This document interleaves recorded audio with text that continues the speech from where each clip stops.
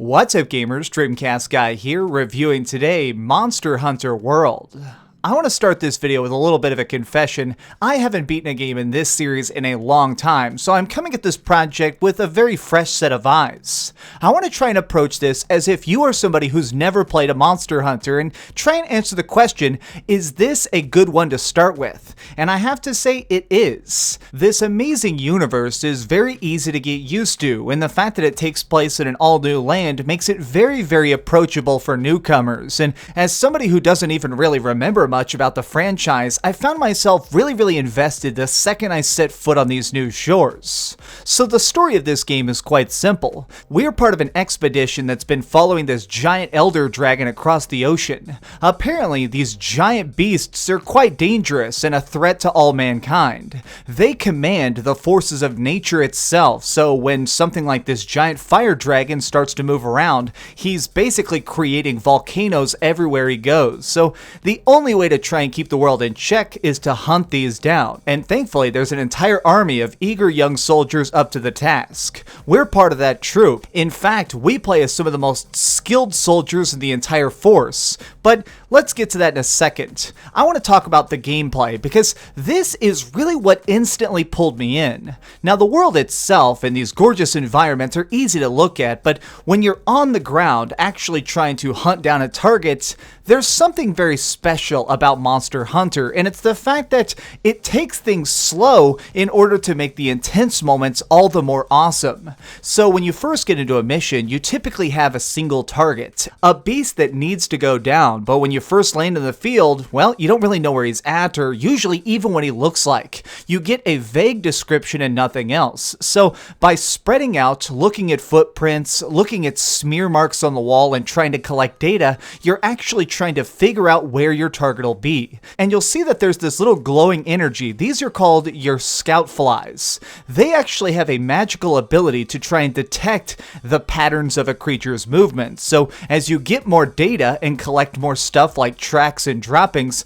you can figure out exactly where your target is. However, that is only half the battle. Taking down these things is incredibly difficult because of just their sheer size. These are creatures that have evolved to be the ultimate killing machine. So if it's you against them, you're going to need to be really skilled and be ready for a very long fight. Every battle in this game is so drug out, and I love it for that. It is so incredibly cool having a type of skirmish that just goes from place to place. In an average battle, I can expect to fight a target, get knocked off a cliff, have to freaking heal myself, and resharpen my blade. You cannot rush taking down one of your foes. You need to be careful and think clearly. So that means that you need to keep your eyes open on the environment. So all around you, there will be stuff like herbs you can pick to try and heal your wounds, or try and make medicine in case you get poisoned. And while you're fighting your enemy, you need to be very aware of how his patterns are changing. These things start out with just typical hits, but as they get more desperate and low health, they'll change their attack patterns. Maybe they'll start shooting out giant fire breath or just fly away. So keeping on their trail means that you need to keep collecting data, keep getting more tracks, and keep right behind them. But even that might not be enough, and that's when you'll probably need to call in some friends. Monster Hunter World is definitely made, in my opinion, for the multiplayer, but it's not really necessary. So if you're playing by yourself, you get a little cat assistant that you can give good gear to, and it makes the enemies a little bit weaker, but when you're actually out there on a mission with other players, it's very interesting because it seems like the game itself is built around everybody complementing each other's skill sets. There are 14 different weapons that you can master. Now, personally, I tried out a lot of them, but this big, huge sword was definitely my favorite. However, it has a giant weakness.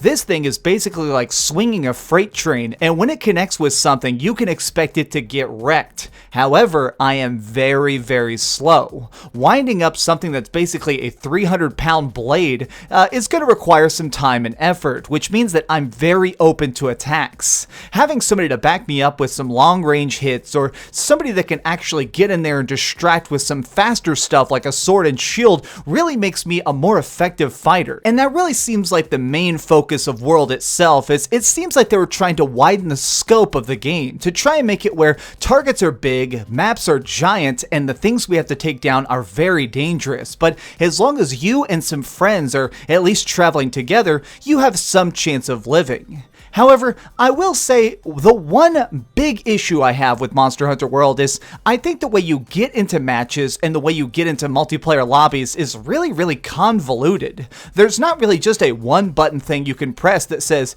hey, I'd like to play with others. Instead, what you have to do is either search for a mission that is already underway, which 9 times out of 10 doesn't work, or B, the option I choose, which is go into a mission, find your target, and then once you've seen the cutscene of him being a badass, you fire off a flare called an SOS that lets other players join your game. It's kind of distracting that there isn't just an easy way to try and grab other players. I like games with a very clean-cut lobby system where you're either with people or you're not. That doesn't really get in the way of the fun though, because at the baseline, what makes Monster Hunter World so addictive isn't just the fact that the gameplay is great and that the combat is so cool, it's just the fact that every single aspect of this universe is extremely high energy.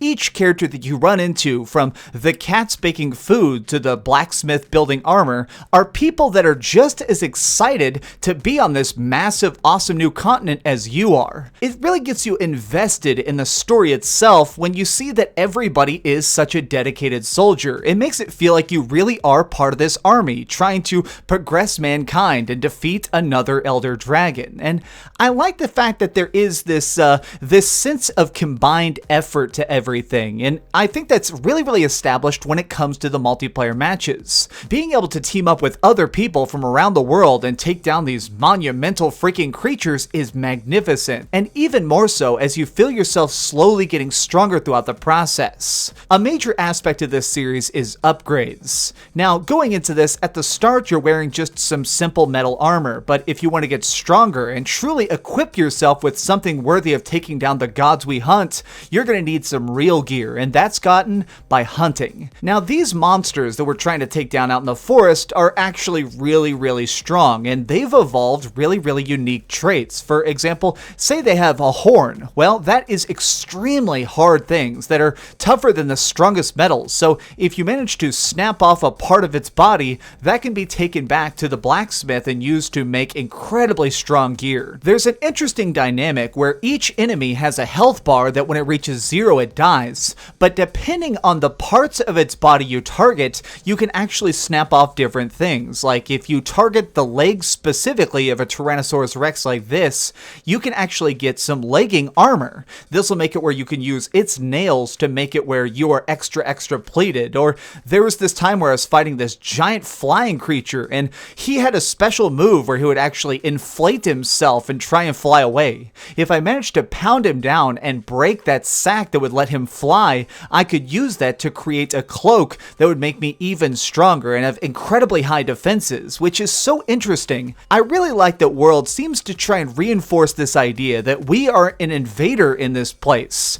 Everybody else is so advanced to just be the ultimate biological weapon, and in order to keep up, we're going to have to use their own strengths against them. Overall, I would have to say that Monster Hunter World is a very good place to start in this series. Now that I've actually beaten a bunch of missions here, I want to go back and check out some of the games I used to like back in the day, because I feel like I've gotten a new perspective on why this franchise is so fantastic. It's easy to play, the monsters are all so different and just geniusly designed, and let's face it, getting tough feels really good. Okay, so we've heard some good and some bad, but let's over the ratings board and put a big number on it.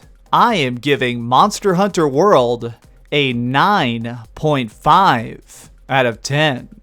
It's not often that I get to try something that just manages to impress me from the very first second I step foot into the world.